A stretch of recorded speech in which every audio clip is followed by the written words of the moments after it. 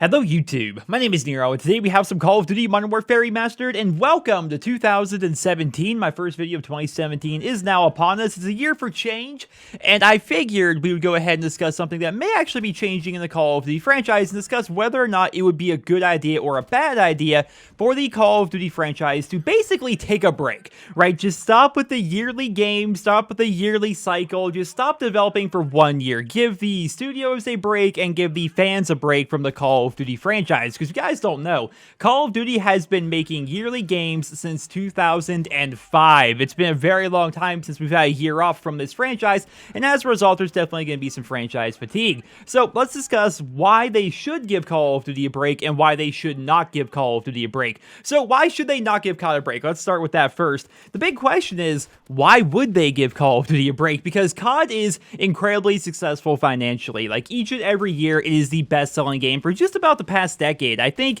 maybe twice in the past 10 years, Call of Duty was not the best-selling game of any given particular year. It's ridiculously successful. They have 3 different game studios, all independently working on their own game, which means each studio actually has 3 years to develop their game to make sure it's as ready to go and as polished as humanly possible. And also note that even though, like, overall game sales are down for the series, like, if you look back to Modern Warfare 2, Modern Warfare 3, and maybe the original Black Ops, like, that was the peak of Call of Duty's sales figures. Like, they were making a ridiculous amount of money and selling, like, millions upon millions upon millions of copies right in the opening week, right on opening day, right in the first month. Like, they were so successful back then.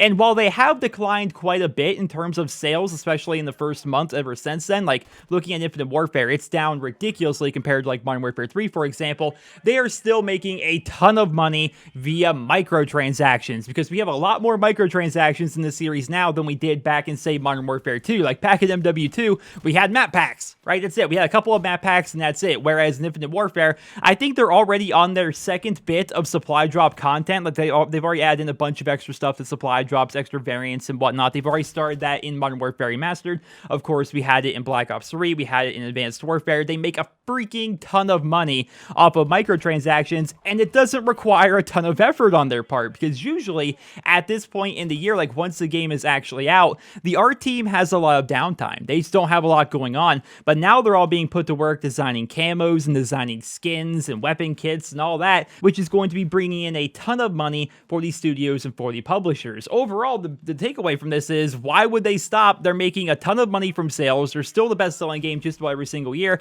and they're making even more money on top of that with microtransactions, camos, and stuff like that. So why would they stop? It's making them a lot of money. Now that we've looked at why they shouldn't give COD a break, let's look at some reasons as to why maybe they should give Call of Duty a break.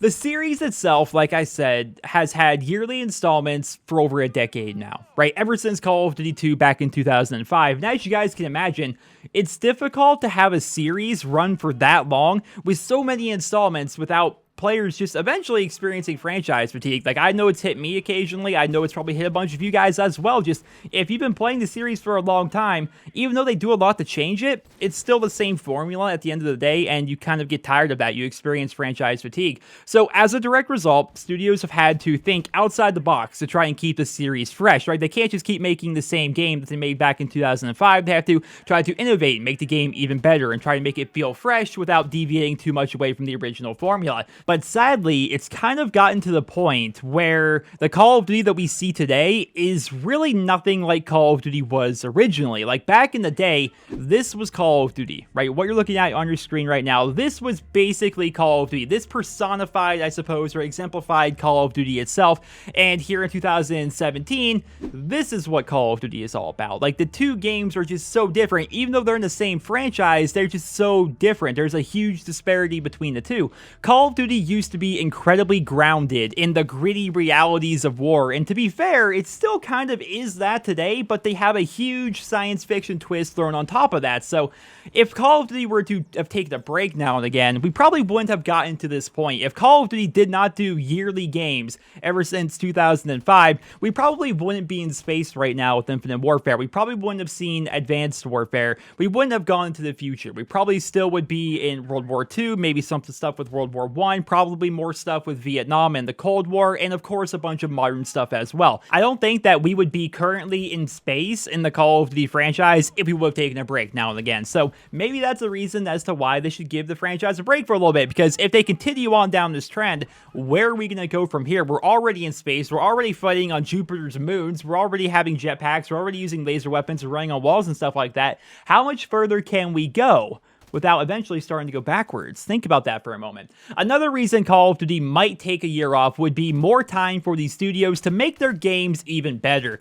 With the 3-year development cycle, the idea was they want to make more games while also making them better games than they were previously, because back in the day, it was just Infinity Ward and Treyarch basically taking turns, and every single Call of Duty game had about 2 years or so, give or take, to actually be developed. Like, for example, when they released the original Black Ops, when Treyarch released that back in the day, they immediately had to start working on Black Ops 2. They may have already been working on Black Ops 2 a little bit before they released Black Ops 1 because they were on such tight of a schedule. So they had basically the entire life cycle of the original Black Ops to work on Black Ops 2, and then they had the entire Modern Warfare 3 life cycle to continue working on their game, and then they of course had to release Black Ops 2. They didn't have a lot of time to really polish their games. The idea was, when they brought in Sledgehammer, was each studio is now going to have 3 full years to develop their game and try to make the games even better. But even with that, they're adding in more things, sure, but the games are also coming out pretty unpolished. Like, for example, Advanced Warfare did not release with Exo Zombies. Now, I don't know exactly why. Maybe they intended to delay it or whatever, but I think it would have been better if it was there at launch, right? Why didn't they just have it there at launch? Was it not ready? I have no idea. Also, Advanced Warfare, like, they had this problem with the combat records where everybody was going to be getting losses for losing rounds in domination or losing rounds in search and destroy, so that was a big problem. That ruined combat records in that game, which for someone like me, I don't like that. Like, I like maintaining my stats. I like having a good one loss, a good KD, so on and so forth, and I couldn't have that in Advanced Warfare because it was just broken. It just simply would not work. Infinite Warfare still to this day does not have leaderboards, right? For one reason or another, there are no leaderboards in that freaking game. I have no idea why, but there are no leaderboards in that game. So I'm thinking to myself, they have all of this time, yet these games are still coming out unpolished. They're coming out with features that just should be standard in every single Call of Duty game.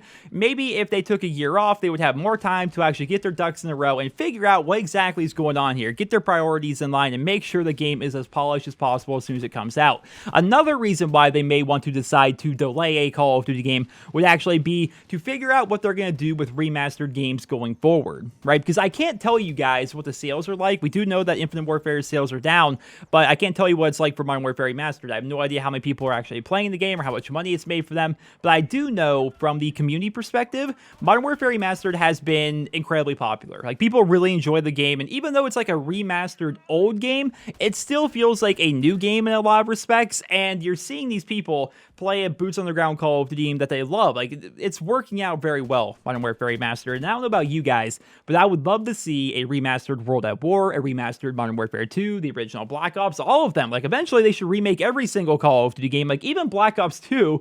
Looking back at it now, like, in my mind's eye, it's a great looking game, but if you go back and look at it now, it's like, yeah, this is pretty good, but it's still on the Xbox 360 and isn't that great looking. So it'd be cool if they were to remaster that, especially a couple years from now when the graphics are even more dated.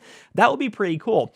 I mean, we're seeing a trend over the past couple of years where Call of Duty games are putting out updates and DLC for their old games post-life cycle, right? It started in Black Ops 2, where they released a couple of DLC camos after the game's life cycle, and then Advanced Warfare released, I don't know, half a dozen supply drop weapons after the game's life cycle, and now Black Ops 3 is releasing even more supply drop weapons, and even hinting towards zombies content potentially coming in the future.